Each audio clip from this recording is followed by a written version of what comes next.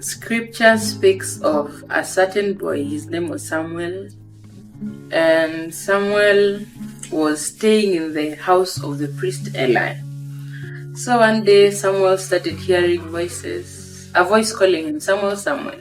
And the first assumption was that it was Eli calling him.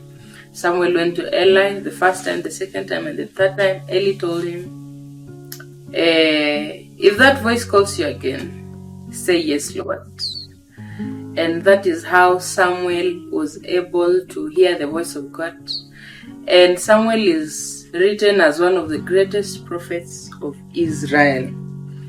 Actually, one of the first prophets who ordained a king, Saul.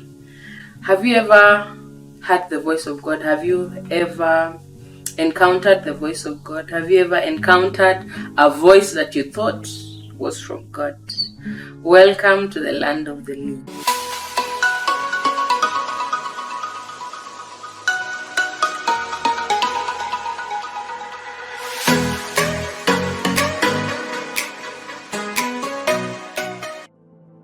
When I was a little girl, my dad planted some trees and he put nails on them so that I could be able to climb to the highest branch. And most times after school, I'll come and climb those branches and just sit down and think. And during those times, I started hearing voices. I would hear conversations, I would hear a lot of voices. And coming from Western, that's not a thing you tell your parents, because the first assumption is that you've been initiated into a cult or something is wrong with you. So fast forward, when I went to high school and I got born again, there was a time I was leading prayers and we were really praying. Then I had a very loud masculine voice in my ear. I've just forgotten what the voice said, but it was so loud and so conspicuous, and I was the one leading the prayer. So I stopped everybody. Hey guys. And we started searching for this person who had spoken. I looked around. There was no man in that place.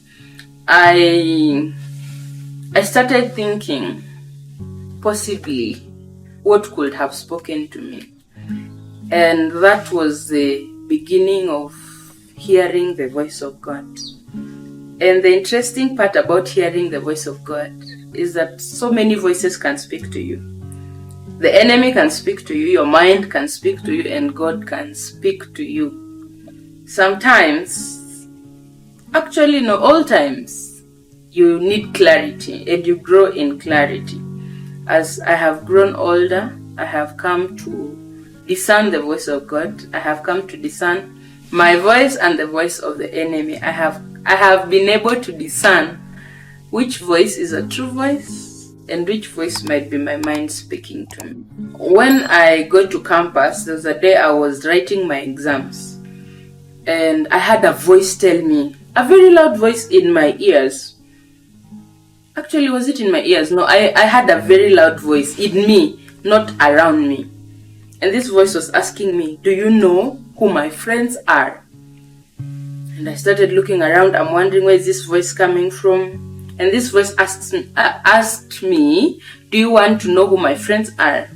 And I just said yes. And this voice told me, turn your paper, the back page. And I turned my paper to the back page. And I started hearing a narration in my mind. Abraham was my friend. He did this, he did this, he did this, he did this, he did this.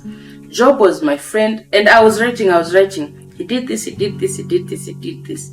David was my friend. He did this, he did this, he did this, he did this.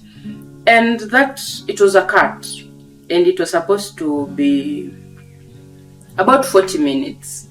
And I had written what this voice was telling me for about 30 minutes in my examination paper. I had about 15 minutes remaining, and that voice asked me, the last thing that voice told me was, do you want to be my friend? Then I felt a release. I turned my paper back and I answered a chemistry paper. in less than 15 minutes. Within no time, the voice of God became more and more clear to me. And I have come to realize that God speaks to you about everything and anything. I know that God is so concerned about how I dress, how I eat. I can consult Him in anything, and my mind doesn't hold back from asking God these questions, because I know if I ask Him, He answers. And even when He's silent, I know He's still in that situation. I know of a story. A friend of mine, the father was to fly from a place here. It was on the news actually. He was supposed to fly from Kitale. He was going to Nairobi. So he got to the airstrip and he had a voice tell him, don't go. So the people are like, no, you have to go. The seat has already been reserved. He said no. The plane took off, and unfortunately that plane crashed and those people died. And I remember he was being interviewed and he kept saying he had a voice tell him, don't board this plane, don't board this plane, don't board this plane. The essence of my story is to tell you that the voice of God can help you avert dangers. The voice of God can keep you safe. Sometimes, you might not even be sure if it's the voice of God. It might just be a random voice. It might be a thought. It might be your conscience speaking to you. But God uses any medium to communicate to you. Sometimes listen to that inner voice. Listen to what that voice is telling you. If you hear in your spirit, if you feel in your conscience, don't walk, don't run, stay behind, stay behind. If you hear a voice of confirmation in your spirit, run, run. And I believe within no time, the voice of God will become more clearer and clearer to you. And you'll be able to discern even the voice of the enemy. Some voices will tell you run, and that is the enemy. And you will run, and that is the day. You will fall down and break your ankles. Yes, so I pray for you that the voice of God will be clear in your ears.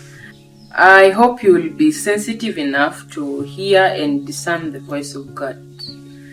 God bless you. Like, share, subscribe, comment below. Tell me, have you ever had a voice that you're not sure whether it was the voice of God or what voice? Have you ever had a supernatural encounter that made you to question the voices in your head? Or do you hear voices that you do not know? You might not know.